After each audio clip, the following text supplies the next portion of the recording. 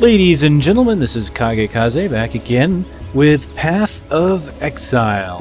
Figured I might as well give my beta key a workout here now that I've got one, and continue the game, see what I run across and how things go. Now I'm a little wiser of the game. A lot of the faults that I had gone through as I had played through before have honestly been things I had been informed basically were things that were known issues, which I still haven't been able to sit down and read their known issues, but it's understandable to me. Obviously, when I haven't gone through something like that, all I can do is really report on what I find as I go along, and hopefully maybe if I find something that hasn't been reported yet, it can be looked into. But in any case, there's been a few changes already that I like. One of the complaints I had before, as far as my witch here goes, was about a skill here called Firestorm. And what I've seen in one of the patch notes that happened a little while back is apparently they agreed. I had three things about Firestorm that I kind of wanted to see. One was duration increase, one was kind of damage increase, as it didn't feel like it was doing enough for it as an AoE spell. Well, what they did is they went ahead and increased the damage. And another thing they did was tighten the spread of the skill, according to the patch notes. So that was the other thing, is it felt like it was very inaccurate. So you've got a little more damage from the skill and a tighter spread. So I'm going to go ahead and try using Firestorm a bit more as I progress here. They did not increase the length, but I can kind of understand that because there are gems out there that can augment the skill for duration. So that's something I'm going to have to hope to find eventually. One of the other things that has changed here, and this was put in the patch notes, is there's now a universal key for moving things back and forth. I pulled a few things out to kind of show you.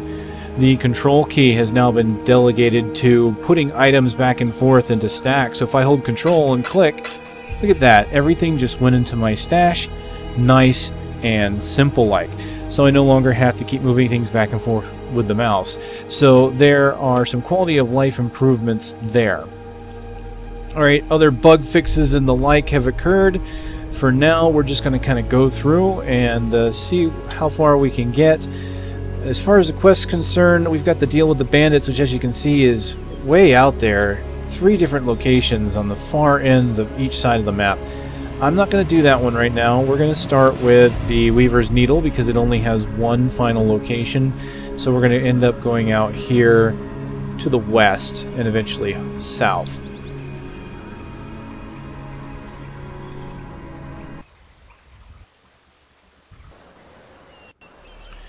Alright, now I'm still not overly keen on my power siphon and charges, or my power charges, but let's get this going here. A couple skeletons.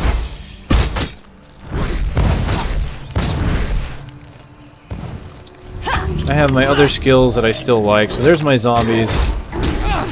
Skeleton's lasting quite a while. Have they been increased? Nope, still 20 seconds. So let's go ahead and get another zombie. I can have... how many? 4, I believe? Yes. There we go. So I can continue to use skeletons or just cast spells now. Now ultimately I want to go down the line to where my pets will explode. Alright, let's take a look here with this skill.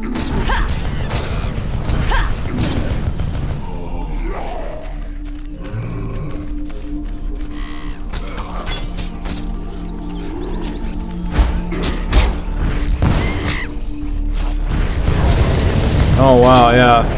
Even on a single target, Firestorm seems to do decent damage now.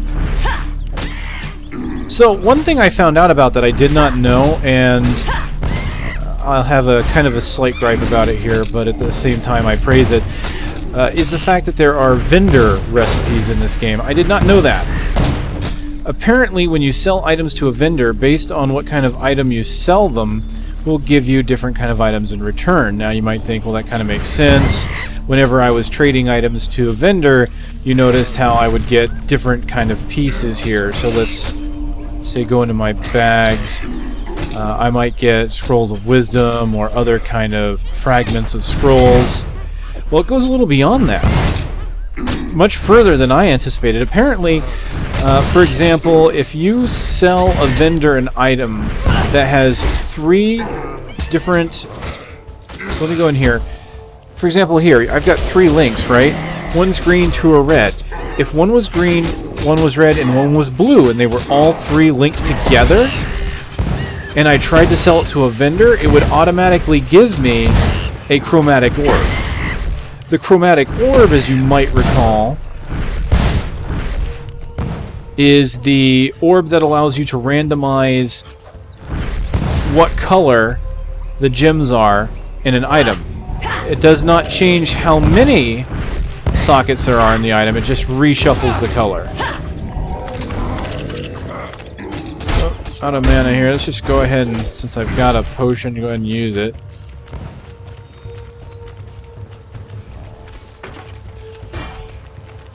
Other things exist, such as selling items with a certain quality level. Once you sell a certain amount of quality back, you will get, like for example, if I have several weapons that have a quality increase, and I sell them all at once, I might get a whetstone for increasing the quality of my weapon naturally.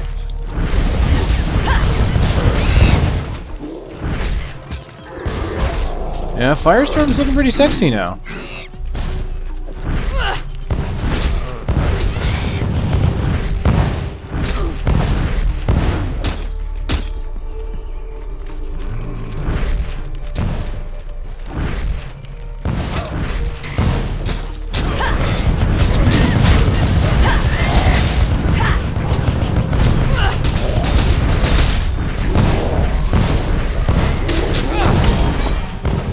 There we go.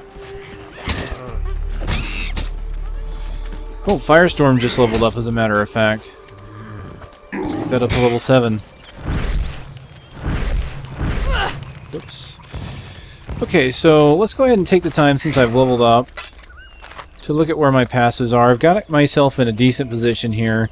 I've kind of moved away from what I wanted to. I wanted to go up here to minion instability. I think that's going to be great, but I found a few other things that I want to get for now to help me defensively. I'm going over here now, and I'm going to go ahead and get into Unnatural Calm, which is 15% more energy shield and energy shield cooldown recovery. Now this puts me in the unique position to be able to go up here and get the Eldritch Battery, converts shields to mana. I don't think I want to do that, because my mana shield is my biggest thing. My intelligence is my highest stat, so I'm going to have a lot more shields. I think that might be something I would use with someone with less mana and more health. The other thing is I have a position to go into Chaos Inoculation, which would be the opposite here. It puts my life to 1, makes me immune to chaos damage, and I get 50% more shields. I'm not sure I want to do that either, because that's kind of dangerous. Now granted, I'm going to have a lot of shields, I might eventually go into it, but it's something I have to really, really think about. I'm not sure I want to quite go that far, but there is the one in the middle here that's 60% increase in critical strike chance for spells. So that will massively jump the critical strike chance I have. For now, we're going to go ahead and go into Unnatural Calm. I'm going to want to head in this direction towards minion instability. I thought about, since I was down here in Firewalker, moving up through here, but what I realized is, honestly, even though it looks like it's a longer path, taking these small nodes here is the quickest path. So I can go from here through all these intelligence nodes, and it would actually be shorter to get to minion instability. That's another one I'm thinking about, is elemental equilibrium. But I'm over here, right? So what we want to find out is, what's the quickest path? Well, I'm here and go 1, 2, 3, 4, 5, 6, 7, 8, 9, and that puts me up to 10. From down here, I would still have to go 1, 2, or if I'm over here 1, 2, that would be 3. So 1, 2, 3, 4, 5, 6, 7, 8, and 9. So it's 1 less to go this direction. Now, going this direction would also allow me to get into, like, say, here, which has 2 different really nice stat boosts here, 30 dex and 30 strength. That'll allow me to have more gear choices.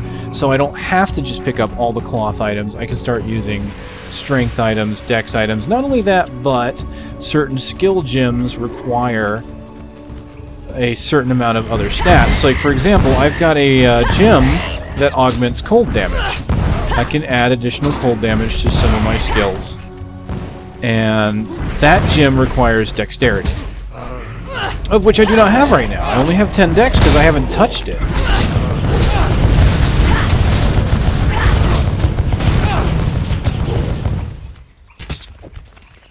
So by going into the skill tree and finding those places that would help me maximize my stats, I can maximize my gear potential.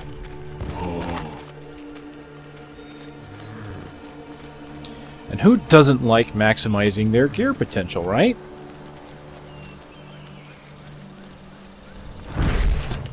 I missed.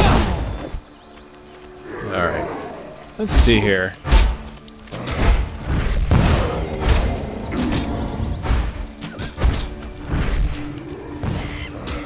I think I'm not going to worry about these power charges until I find some other kind of mechanic that uses them or is more beneficial to me. Now, if the map is to be believed here... Okay, I want to go west from this point, so let's not go too far north. Because even though these maps are fairly random, they do kind of cover the same ground that you see on the overworld map. So if the overworld map tells me I should be going west, chances are I should look on the far left exit here. If it tells me I should be going north, I should be going in that direction as well. I noticed that at the crossroads over here, that the top was on the upper left-hand corner of the screen, this was on the upper right, and this was on the lower right. So these do kind of coordinate with the locations on the screen. So I'm going to be going left here. Lost my zombies.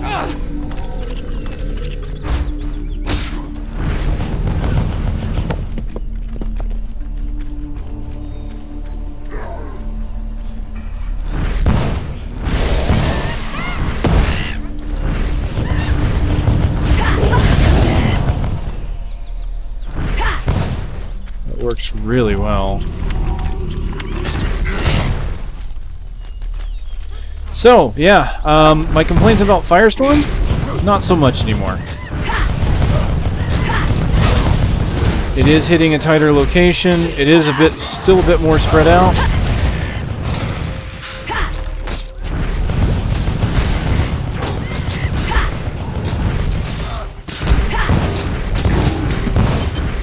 But it does so much more damage, it works so much better that it is the spell that I had hoped it would be.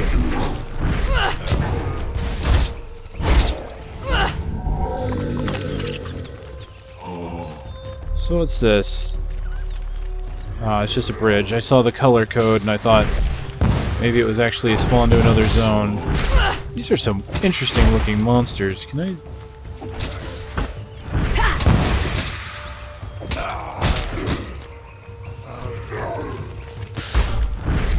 So, I had this discussion with some of my friends, in particular Russ, or ThinkFlight as you might know him from some of the other videos I've done.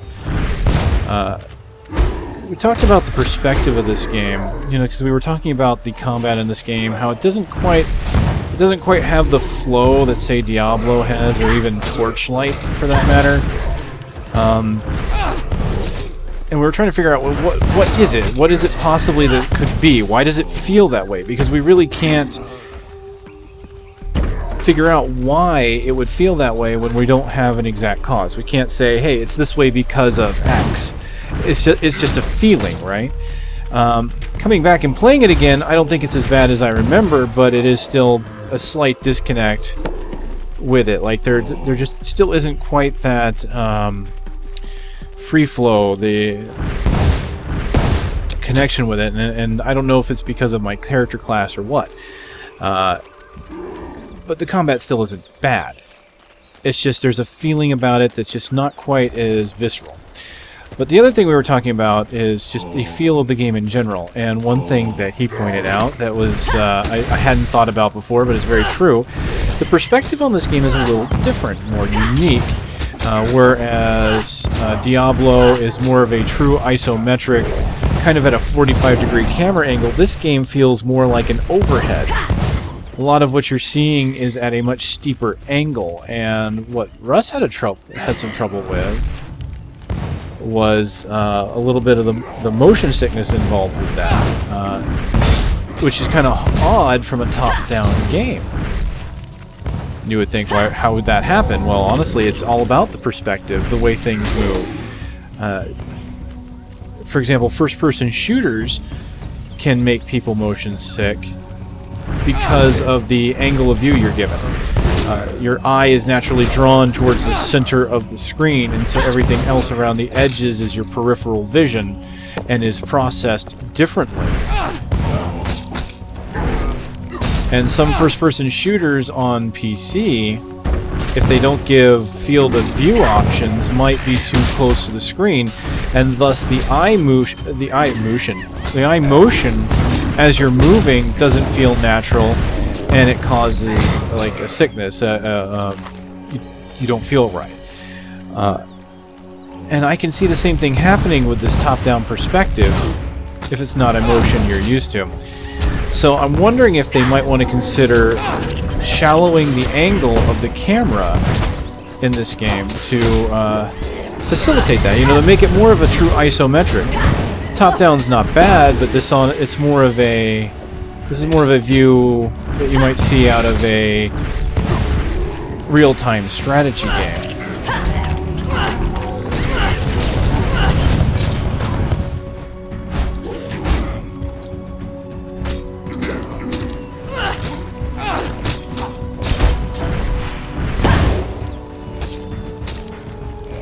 So I'm wondering if some of the feeling about the game isn't coming from that, right?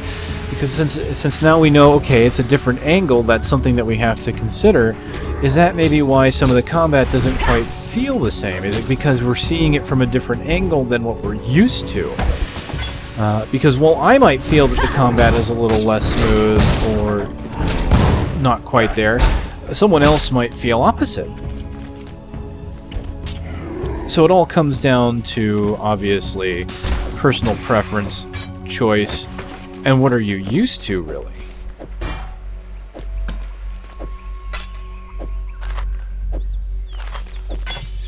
Now, of course, if Russ sees this and he, turns out that it wasn't a motion sickness thing, and he can laugh at me all he wants because that's what I remember the conversation being about. That's my story. I'm sticking to it. You can yell at me later. So what I want to do here is I really should be keeping an eye out for things like this longbow here. It's a green with blue linked together and a green off to the side. So there are ways of telling what sockets are there. Like here, all three of those are linked together. You can tell just by those icons there. I want to try and find ones that are all three colors linked together to try and get chromatics.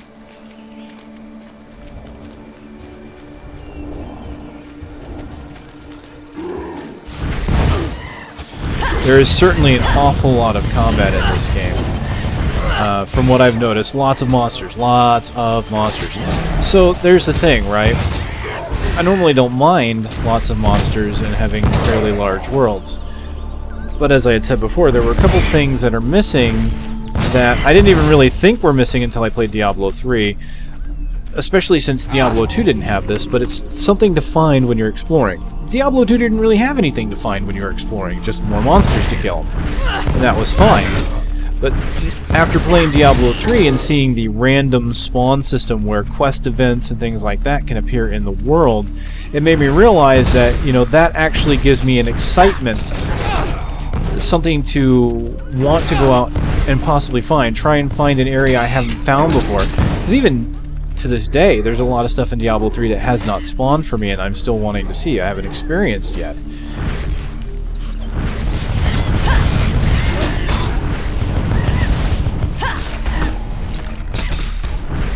Alright.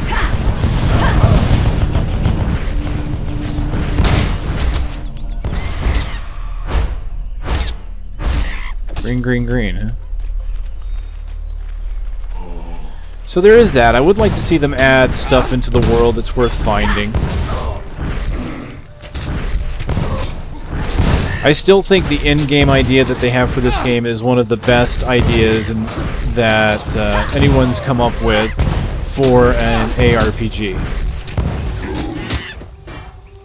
Honestly, I'm still amazed by their random map system and it's something that I really want to try and get to see it firsthand and experience it.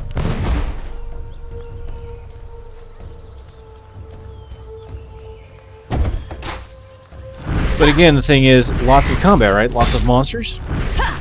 So that means if you're going to have a lot of combat, you want to get that combat locked down. If there are other people that feel kind of like I have about the combat not being as smooth, then when your game is focused around mostly combat, that's something that really should be looked into. If the combat is fun and entertaining, then you don't mind that there's nothing to explore and find. I think that's the big thing. I was not really enjoying the exploration because I wasn't really enjoying the combat as much as I thought I should. And part of it, I wonder, is if maybe it's just because of the early levels, right? Because in the early levels, you don't get a lot of skills.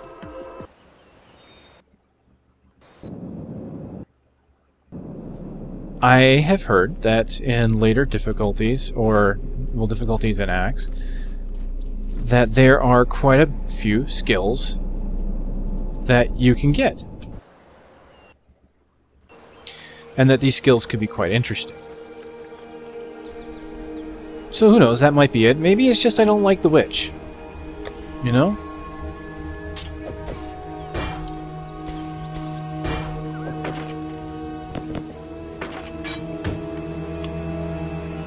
Now you may be wondering why I'm putting everything in my stash. Well, it's because of the vendor recipes. I want to try and find as many recipes as I can, and what I want to do is look at my items later. Possibly see if I have any upgrades, of course. And then from there, see what recipes I can get. So, thankfully I've got a fairly large stash that will facilitate that.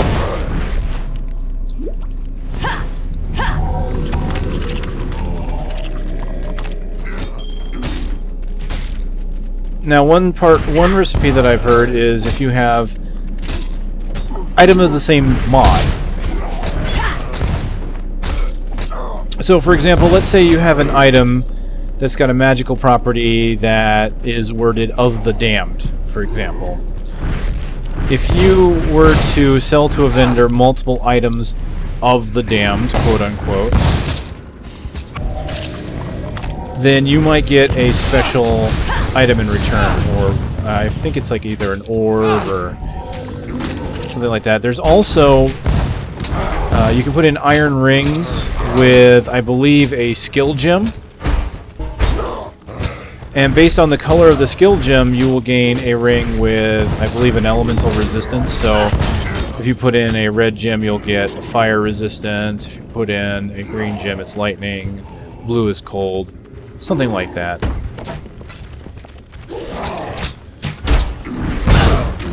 Oh, and since anyone might be wondering, I had talked about pets and losing pets between zones, like that happened here.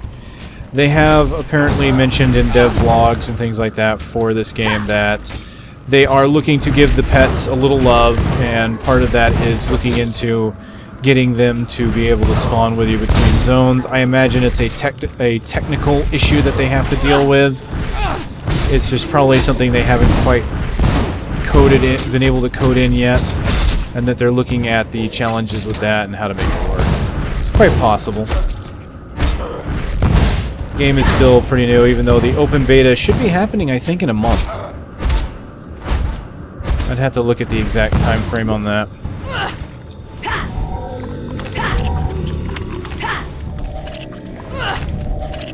You know, I'll still say this this game has accomplished quite a bit. This is not... I would say it's very difficult to really challenge the status quo, and for example, by that I mean like a company like Blizzard, who's been doing it for so long and is usually pretty good at making good customer experiences, making a world that is fun to play and be in. And they're doing a damn good job. Damn good job. Especially considering, again, that it's going to be free to play.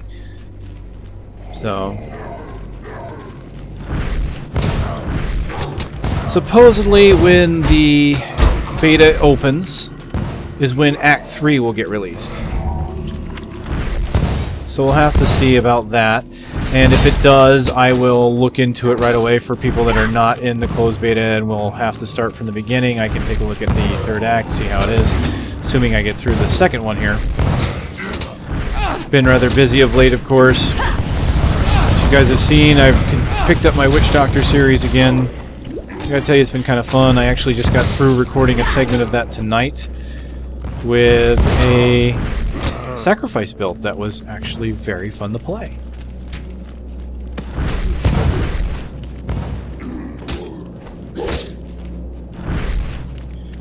You know, if these guys offer the same customer experience response as Blizzard usually does, then they're going to do just fine. And when I say that is, I'm pretty much thinking right now of patch 104 and how Blizzard took, listened to a lot of feedback, and one of their main design intentions was to make underused abilities usable again. And they honestly, to me, hit the mark. Obviously, that's subjective because that's my opinion. Others might not feel the same. But considering the polls out there see a majority of people agree, it's a statement that I don't mind saying. And it just shows that Blizzard is committed to following their products, supporting their products. And you know what? That's the key thing. Even if the game is not great at release, which honestly it's looking great. I'm not saying it's not great. I think this game is looking really good. But let's assume it wasn't. As long as they had that customer support and desire to change things and make things better, that's all that matters. Okay, so that was the wrong button. I'm where I want to be. I'm in a monster level 20 zone, and I'm 23. Okay, so I'm alright. You know, I keep forgetting I have Cold Snap.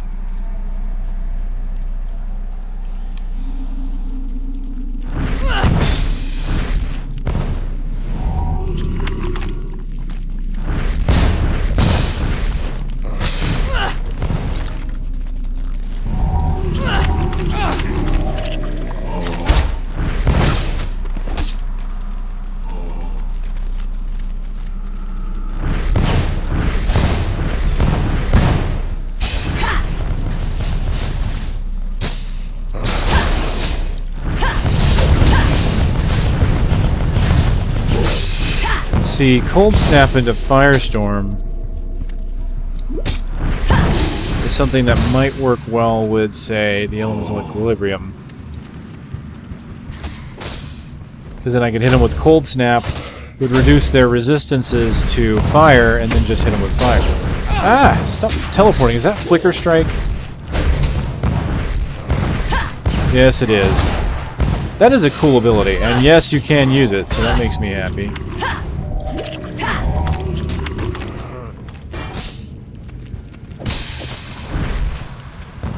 Sledgehammer with 3 red linked gems. That's nice. I'll probably save that for a Marauder.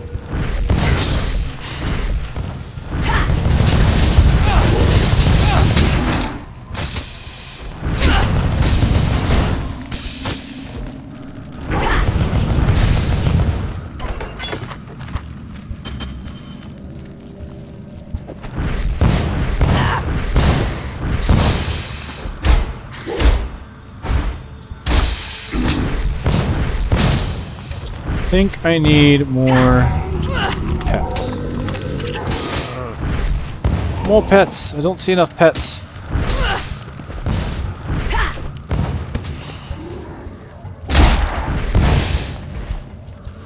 Kill my zombies.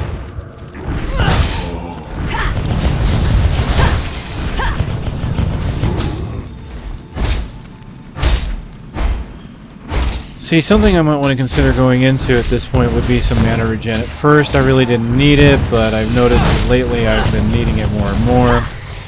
So there's two schools of thought here. I can either just keep getting my intelligence up to get more mana as I go, Or I can just keep slamming potions and have plenty of potions on my bar to facilitate my casting. Honestly, it hasn't been a big issue yet, so I could still just keep slamming potions. Or I could try speccing into some mana regen, and I might consider that. I really want to go more into, I think, my damages and other, like for example, the getting my pets to blow up. Go into those a bit more before I start worrying about going into regen. There's so many options. I'm going to tell you, probably the only issue I have with this whole passive thing is it's very hard to plan without sitting down and spending a lot of time, just because there's just so many routes that I can take, and once you get to the outer edge, you can just start traversing the whole thing. Look at that! Pain Attunement, hadn't seen that. 30% more spell damage and low in life.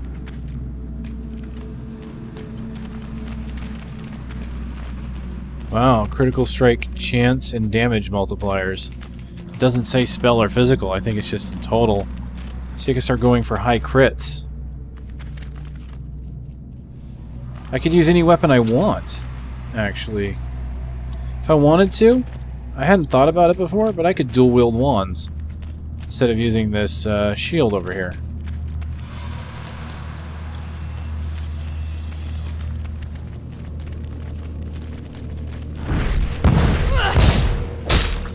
You have absolutely no restrictions regardless of what class you pick. You can dual wield with any class, you can use two-handeds with any class, you can use any skill with any class, provided you have the main stats for it. So for in my case, if I want to use some of the Marauder / Shadow abilities or whatever, I would have to start going into my passives that gives strength and dex.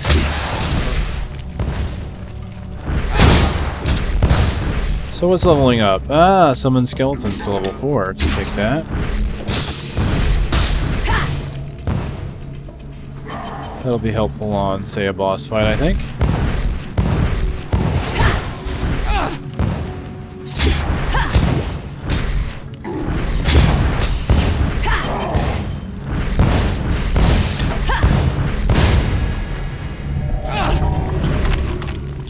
Looks like I leveled again.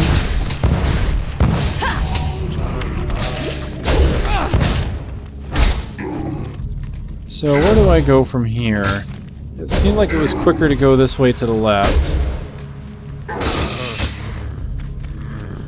So I'm going to go ahead and do that. So let's get my fire damage back up. And I do have one respec point. I had been informed that the respec points that I'm getting have been from quest rewards. So, you know, when I mentioned about respecing, possibly paying for respecs, one thing I noticed as I was playing Rusty Hearts again, and you may have seen my video I did out on that. Rusty Hearts got an expansion release. Kind of interesting to say expansion when it's a free-to-play game, and therefore you didn't pay for anything, so how do you constitute an expansion?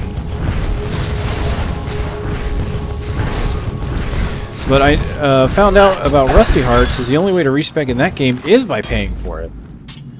Unfortunately, I found out that a full respec costs 12 bucks in that game. I'm sorry, but that's a bit much. It is an idea that I thought would be a good one, and it is an idea that I still think would be a good monetary gain. But honestly, when you're asking someone to spend what you would normally pay for a month subscription of an MMO, that's a bit high, especially for just a single respec. And Rusty Hearts uses the old 3... Oh my god! Explosion of loot. Sorry, interrupted me.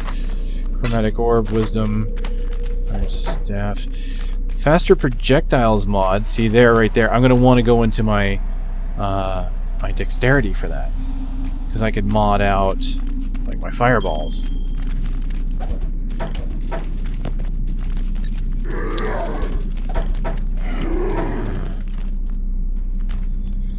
Okay.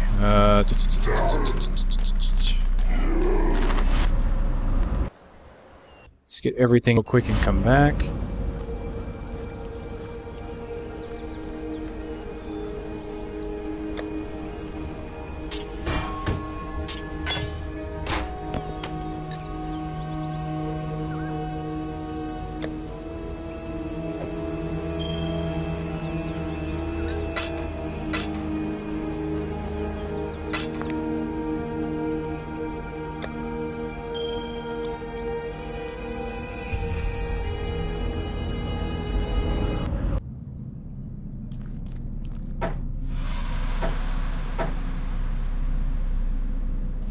Okay, so I do believe that's it for here, so as I was saying, the whole $12 for full respect, and what Rusty Hearts does is it uses the whole 3 skill tree system like WoW did. So, and worse yet, in that game, each character can use one of 3 different weapons, and each one of those weapons is technically a different class because they have different skills. And each one of those weapon classes has 3 different skill trees.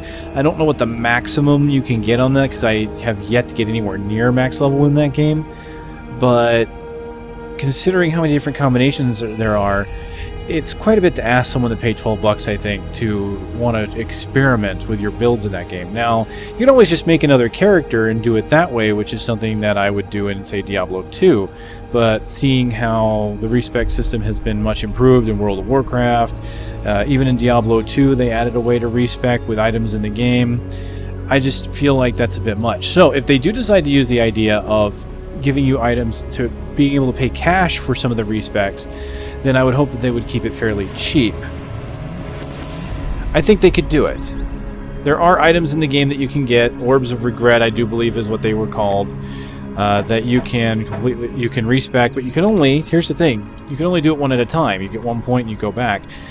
I would think maybe if they offered something as cash, it would be like a complete wipe that you could just respec all at once. I think that would be awesome. Something to think about, honestly. I hope they consider that. So where is my quest turning? You. I killed the ancestor 8-leg old 3 Eyes, and I carry the spear. My hands will keep us safe. Yes, so what do we have here? Augmentation gems. Chance to flee, level 1, 25% chance to cause monster to flee. Wow. Wonder what would happen if I augmented that in my pets. That'd be interesting. Minion damage. Minions deal 45% increased damage. That's pretty cool. I could make that work. Chance to ignite. 25% chance to ignite the enemy when hit with fire damage. Ooh. See, now it's getting tricky. Now I have to start thinking because I could take this minion damage, right? Right now I've got minion life socketed to both summon skeletons and raise zombies. But what I could do is take my zombies, put it in the center here, and take the minion life and put it on one end, and the minion damage and put it on the other. Now the thing here is the chance to ignite is something that I like because I have a primary use of fire skills right now. 25% chance to cause them to ignite. Now here's the problem I have with the game so far, is that there's not really a lot communicated to you at a glance. So when it says there is a chance to ignite, what does that do? Well, all it tells me here is that it increases my mana cost by 10%. So I'm guessing that I would ignite them, and of course then they would probably burn over time. But the question is by how much? How much damage would they take over time? 10% of my spell damage that I did? Is it 10% of the damage I did or the base damage of the skill? It's not really communicated. Here's another one. I was looking through here. Let's see if I can find it. It's a shock thing here. Here, 10% chance to shock the enemy when hit with lightning damage. Well, what is shock? What does it do? Does it slow them down? Does it make it so they don't hit you as easily? There are many different ways I could interpret that. I don't know what these abilities do. And this is the other thing. I talk about vendor recipes. I love the idea of vendor recipes. But here's the problem. It's not communicated in any I would say, almost meaningful way. There might be a tip on the loading screen. Okay, that's fine. But I would like to see that when you first maybe visit a vendor, there's a conversation option that says, here's how it works. Or maybe a tooltip that pops up and says, hey, there are vendor recipes out there. This is how it works. If you want to find them, you still have to go out and research them, but at least you know the system exists. And then in that case, it would be kind of like D2 with the Heraldric Cube, you know, whereas they don't give you the recipes in the game, but you at least get an idea that how the cube works because of a quest, and then you can find recipes on your own. So there is that. I'd like to see more communication in the game, maybe tooltips added. Honestly, you can't underestimate the power of a tooltip. Players that have been playing the game for a while, really, they kind of underestimate the need for these things because they think just because they know it that everybody should know it. And I saw the same thing with Diablo. A lot of people say, well, why did Blizzard need to add all these simplified tooltips? It's just holding people's hands. You know what? Veteran players know about this stuff, but they know it through experiencing it and having been there. A newer player doesn't have that experience to draw on. A lot of what I know about this game is from drawing on my experience of playing Diablo 2, of playing Torchlight, things like that. I know how the systems work mostly from that, but there are still some systems I don't fully understand. So what else do we have here? Added lightning damage. Adds lightning damage to any skill, it looks like. Increased critical damage, 53% increased critical strike damage multiplier. So if I started going into the critical strike chances like I've been thinking about, this will eventually be good, a very good gem.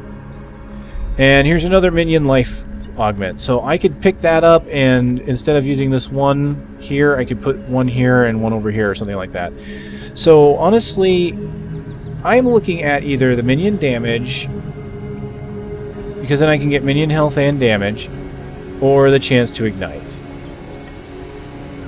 I'm really thinking I'm wanting to lean towards ignite and increase my primary spell damage. So let's just do that.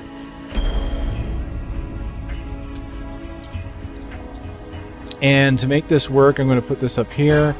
And there's my Fireball level 7. Fireball level 7. 8, 2, 6, 7. So this one's further along. Let's do that. There we go. I now have the chance to ignite.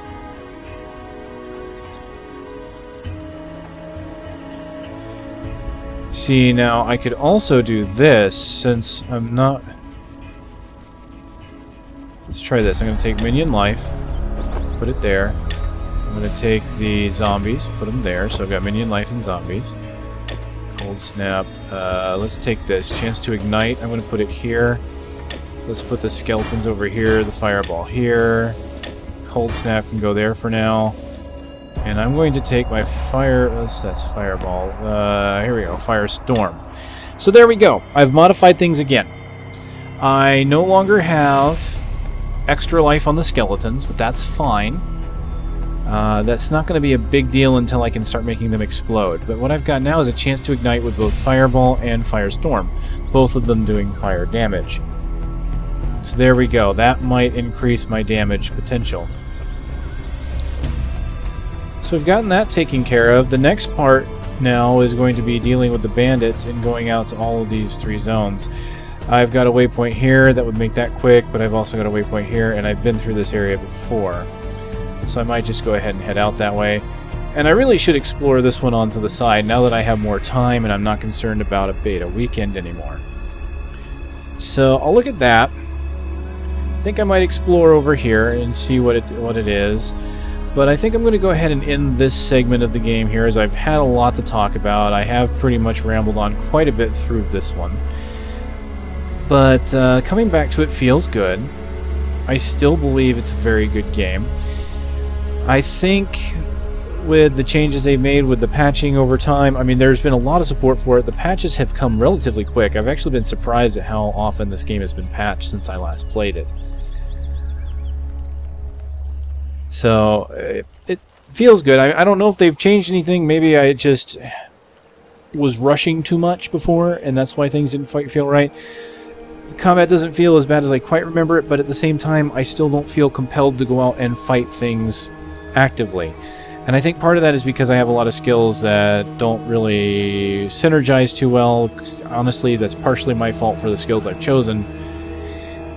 But I would like to see some of the other skills and potentials, and I'd like to see more augment runes. I finally got a second augment rune that I like in this Ignite.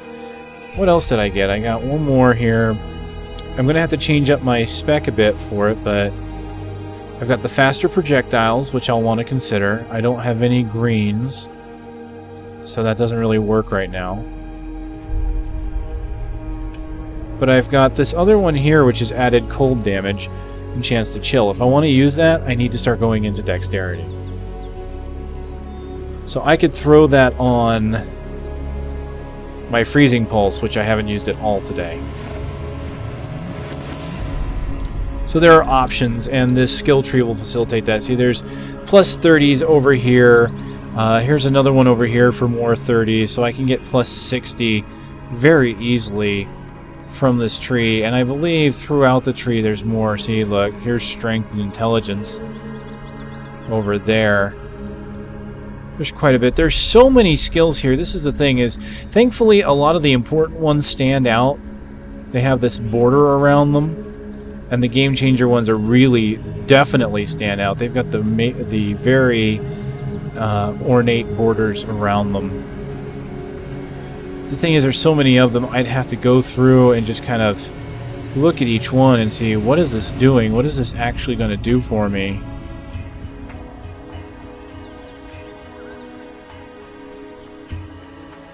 Look at this. Claws leeches his life. There's just so many of it, and it's just hard to tell if I'm going to like them or not. And as you can see, you need a ton of points to get to most of them. So there's tons of options. It's so customizable. It's almost too customizable. It's scary. It's very, for someone like me, as much as I love to theory craft and try out new things, something like this, where the roadmap is literally this, it's just this expansive, daunts me a little bit. I think I prefer maybe a little more structured rule set, or something that's customizable, but not like, you know, here's the sandbox, go play. But that's just my preference as a player, and some people really love the sandbox and are going to really love this skill system, this passive tree. Alright, well that's me again rambling. KageKaze, Path of Exile, and this is the Witch. I'll throw it on the end of the series, put it into the current playlist, and I'll just put them all together as Path of Exile and take off the whole beta weekend moniker, since it's now just closed beta. I'll see you guys on the next one.